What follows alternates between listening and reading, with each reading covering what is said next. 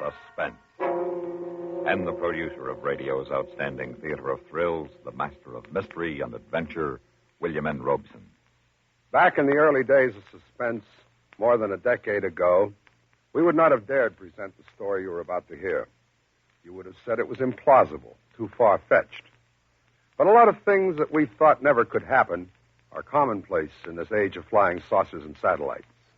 The fantasies of yesterday's science fiction writers are today's humdrum household realities. It's a long way from the family doctor's sugar-coated pill to the psychiatrist's Rauwolfia capsule. And tomorrow's pharmacology holds for us miracles yet undreamt of. Our story concerns one of these wonder drugs, which, who knows, may even now be in the experimental laboratory stage. Listen then as Barry Kroger stars in It's All in Your Mind, which begins in just a moment. Another visit with Joe and Daphne Forsythe. Joe? Joe, stop reading that paper and talk to me. I'm listening. Go ahead. Well, I was talking to Mrs. Snyder today. You know, she's the one whose boy had 31% less cavities. Uh-huh. Well, she thinks that we should buy bigger savings bonds. Uh-huh. She says that when people can afford it, it makes more sense. Oh, she says there are a lot of different denominations. They start at $25, but then there are $50, $100, $200, and even $500 bonds. Is that so? And then with the ones we've already bought through the payroll savings plan, we'd have quite a nest egg. Uh-huh. Are you listening to me? Uh-huh. Did you know that the total accumulated compounded semi-annual interest of the Series E savings bond will amount to 93 1/3% of the original purchasing price? Uh-huh. I thought so. Joe, what did I say? You said that United States savings bonds are a safe, easy way of investing. I did. That they help guard our country's freedom. And? They're the best investment in America's future. I said something else, too. Oh, yeah. You said that the total accumulated compounded semi-annual interest of the Series E savings bond will amount to 93 1/3% of the original purchase price. Well, now, how did you do that? Husband's trade secret. And now, It's All in Your Mind, starring Barry Kroger, a tale well calculated to keep you in suspense.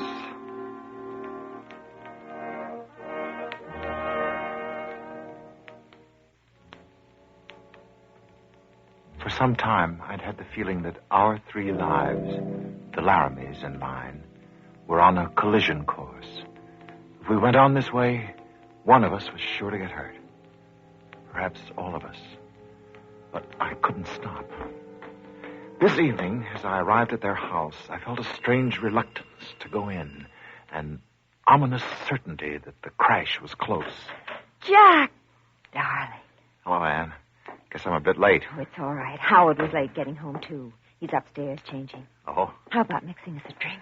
Sure. How is Howard?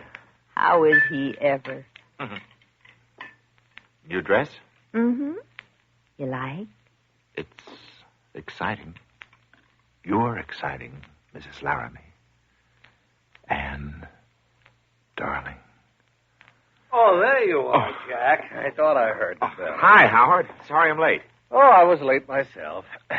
Jack, tonight I have something really big to celebrate. What happened? The company made you a vice president? Oh, better than that. Remember the experiment I told you about last month? Which one? You keep so many going at once. The mental telepathy drug. Here they are. You mean you've really done it? Mm-hmm. Those are your do-it-yourself telepathy pills? You might put it that way. When absorbed into the bloodstream and carried to the brain, the chemical in these capsules sensitizes the brain to the thought waves of others, just as the flick of a switch tunes a radio set to a broadcast. Have you tested these pills, Howard? Well, no, not completely. That's why I brought these first two home. I'm going to take one, and the other is for you. For me? Why me? Howard, this could be dangerous. Oh, nonsense, Anne. It's perfectly safe. I've tested the pills on animals. They're absolutely harmless. Of course, a monkey can't tell me whether it's reading my mind. For that, I need a human being. It sounds pretty risky, tinkering with the brain. Why? I dare say you've often tinkered with yours. Oh, not me. I stay away from black magic. Ever take a sleeping pill? Oh, yes, but... Tranquilizer? Oh, a couple of times. Well, you see. Well, but Howard, reading people's minds... Oh, why not, Jack? Duke University's experiments have established telepathy as a fact. Some people can read the minds of others. I guess so. I don't see how.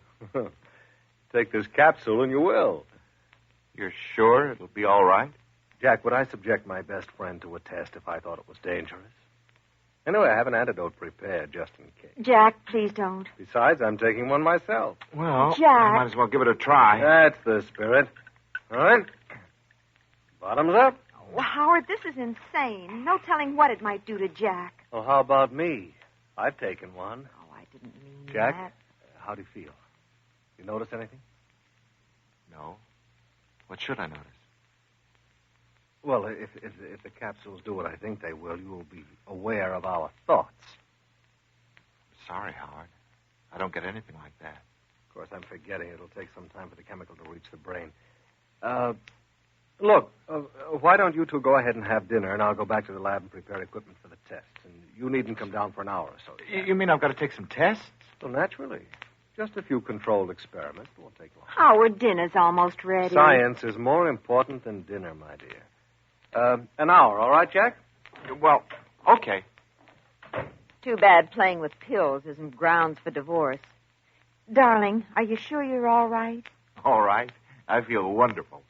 We've got a whole hour alone together. Music. Let there be music. Will you dance, madame? I'd rather kiss.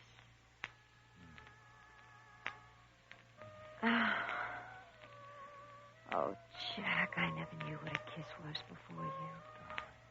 When I'm in your arms, it makes me remember I'm a woman. I come alive. All over. I know. Darling, kiss me again.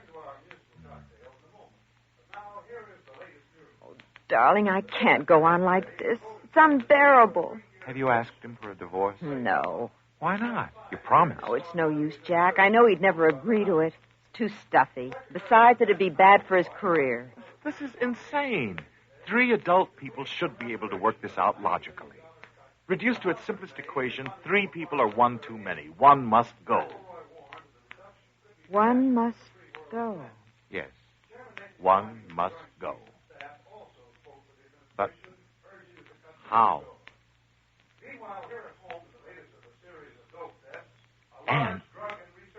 And listen.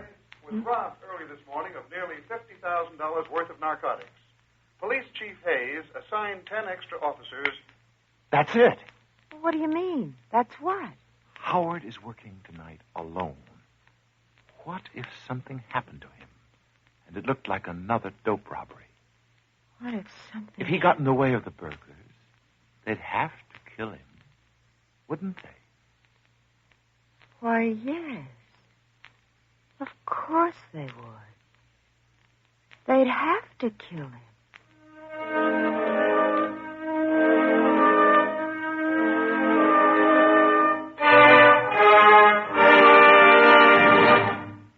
In a moment, we continue with the second act of Suspense. Memo on medals. Information about our military awards and decorations. The awarding of American medals had its beginning during the Revolutionary War. Certain military and naval commanders were presented gold medals to commemorate their victories. The first medal in our nation's history was given to General George Washington after he had forced the British to evacuate Boston. That medal is now in the Boston Public Library, where it was placed on exhibit in 1876, 100 years after the historic event it commemorates. Technically, early medals were not decorations in the strictest sense. They honored both the victorious event and the officer in charge. Also, they were not designed to be worn, as later medals were. Therefore, they were presented in a suitable case for safekeeping. What we now know as the Purple Heart Medal was originally a badge of cloth material, specified in Washington's establishing order to be a figure of a heart in purple cloth or silk, edged with narrow lace or binding. Foreign decorations and medals are worn to the left of all American decorations. They are never worn alone, but must appear with at least one American medal. Few tributes are as meaningful and as cherished as the awards and decorations of our armed forces. And now, starring Barry Kroger, Act Two of It's All in Your Mind.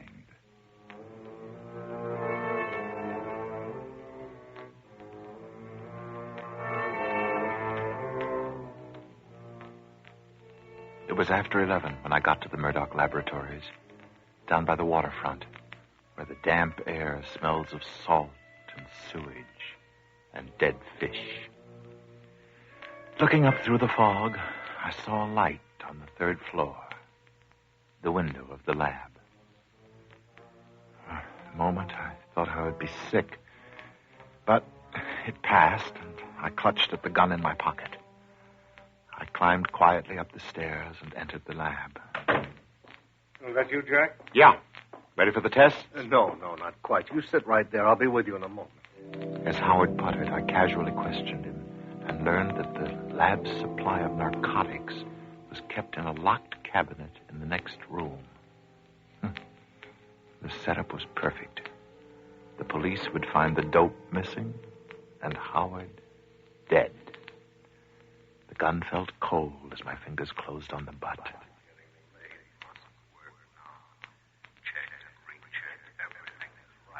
I would have sworn. Howard, for a moment I could have sworn I heard you whispering, but I was watching your lips and they didn't move. What? It's beginning to work then. Success. Real success at last. A milestone of science. Can you get my thoughts, Jack? Must concentrate. Make it easier for him. Do you read me, Jack? Yes, I do. I can read your mind. Oh, the capsule works. You're telepathic.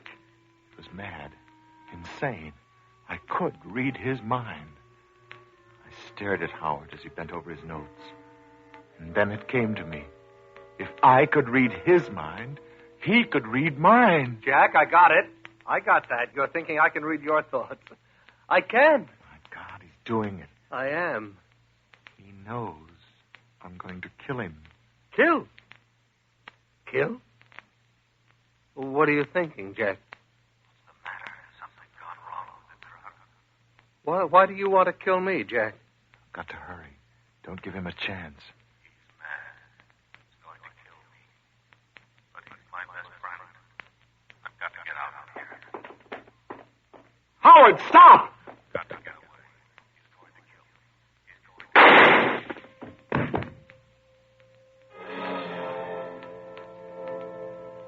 In the lab next door, I broke open the cabinet and cleaned it out, emptied everything into Howard's briefcase, and quietly left the building.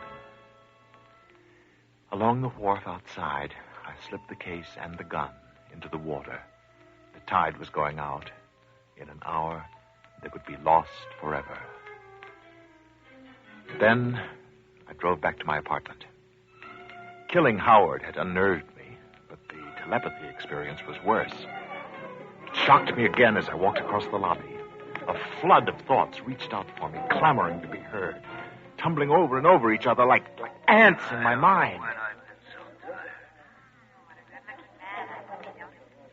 Everything closes early. He's nothing but a pig. Why don't all these people... The barrage confused me. It was difficult to think. I hurried to my room. It's eerie, knowing all those people's thoughts. I'll call Anne in the morning. Probably not safe now. Now I'll know all her thoughts. All of anybody's thoughts. Can do anything. Get anything. Better try to get some sleep. I'm tired. So tired.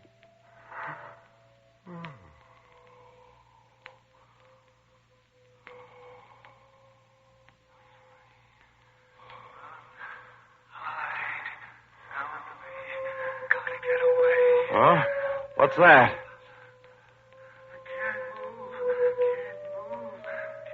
Get away! What's going on? Oh, who could that be? Oh, the guy next door. A nervous little fellow. Oh, no. Must I dream other people's nightmares, too?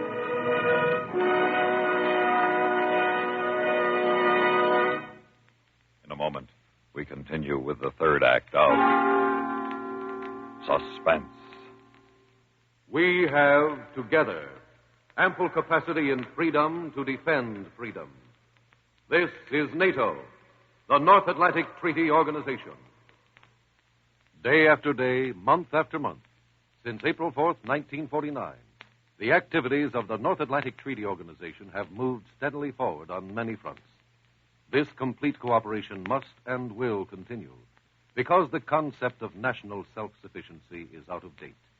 Countries of the free world are interdependent, and only in genuine partnership and by combining their resources, sharing tasks in many fields, can progress and safety be found.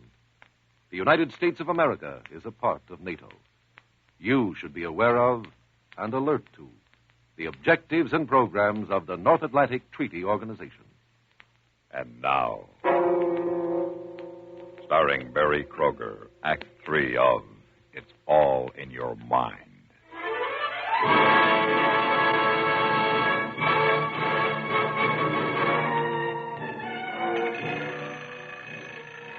When the alarm went off at 7, I was still tired. The nightmares of the guy next door had kept us both awake half the night.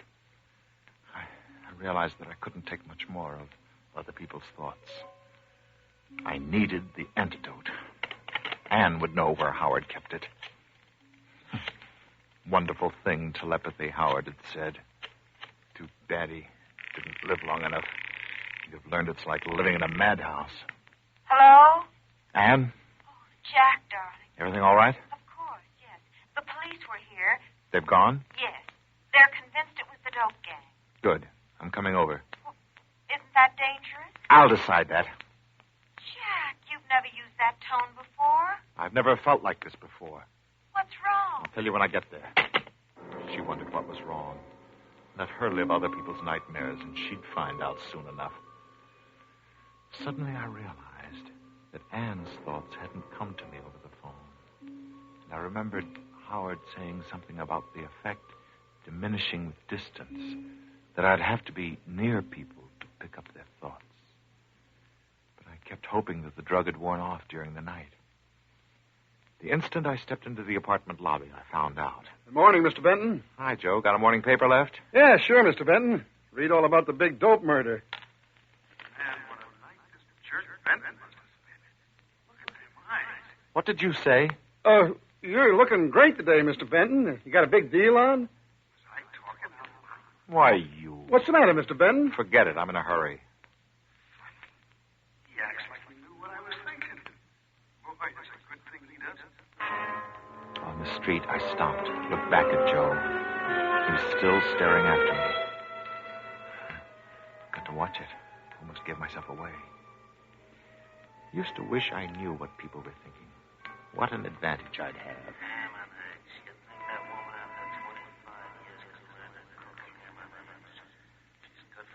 Can't keep this up. I need the antidote.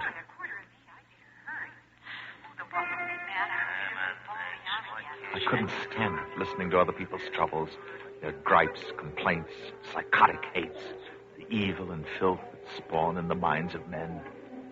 It was almost like a punishment, like retribution. I couldn't shut out the thoughts. They were all around me. By the time I slammed the door at Anne's, I knew I couldn't face them again. Anne, help me. Jack, you shouldn't have come here now. The police You've will got say... to help me, Anne. Help you? What's wrong? Does anyone know? No, it's the pill. It worked. The pill. The telepathy drug. Could it have worked? Is he sick? Sit down, darling. I don't want to sit down. Just help me get rid of these thoughts, these voices. He doesn't know what he's saying. He's losing his mind. I'm not losing my mind. You see, I know what you're thinking. It's real. We laughed about it. But, Anne, the antidote. Where did Howard keep the antidote? Why, he kept that sort of thing with the narcotics for safety. Didn't you see it? With the narcotics? I didn't look at the labels. I just grabbed everything in the cabinet, threw it into the harbor. It's washed out to sea by now. And we got to get away. Oh, Jack, we can't. The police would be suspicious. Oh, let them be. I don't care so long as I get away from people. Look, we'll get married right away and get out of here. Oh, no. I don't want to go away. I don't want to get married. I don't need Jack anymore. I can do better. Could tell the police. I didn't kill Howard. They can't arrest me. Anne, you wouldn't tell. You said you loved me. Anne, you've got to help me. I'll help you, darling. In a pig's eye. I'm free. Want to stay that way. Must call police. Tell them he did it. Get rid of him. You do mean it. Anne, stay away from that phone. Jack! No, Jack, no! Help! Don't touch me! No, you don't. Oh, Jack! Jack! Choking me! Yes, my darling. Oh. You won't talk to anyone. Ever again. Please, Jack, don't. Can't breathe. Hurts so. I'm dying and I can't do anything about it. Stop, Jack! Jack, I won't tell. Hair so black. So dark. There's somebody at the door. I've got to get out of here. Out the back way. I've got to get away. There's so many people. I can't stand it. I can't think. Get out of my way. Leave me alone. Stop thinking. Stop thinking, all of you. Stop thinking. I can't stand it. Let me alone. Stop it. Stop it.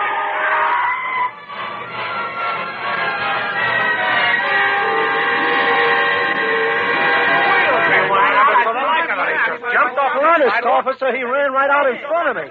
Well, how could I know he was gonna? You expect me to read his mind?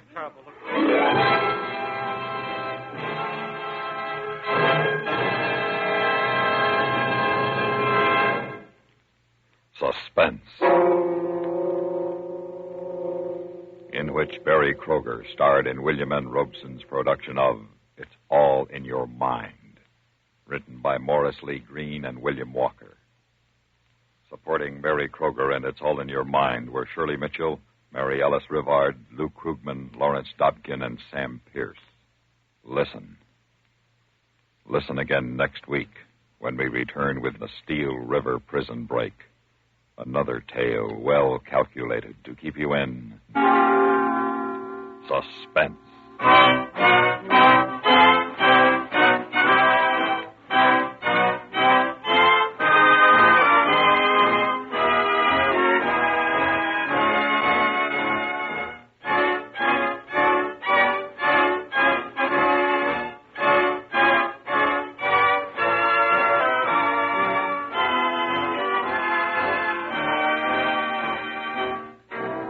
This is the United States Armed Forces Radio and Television Service.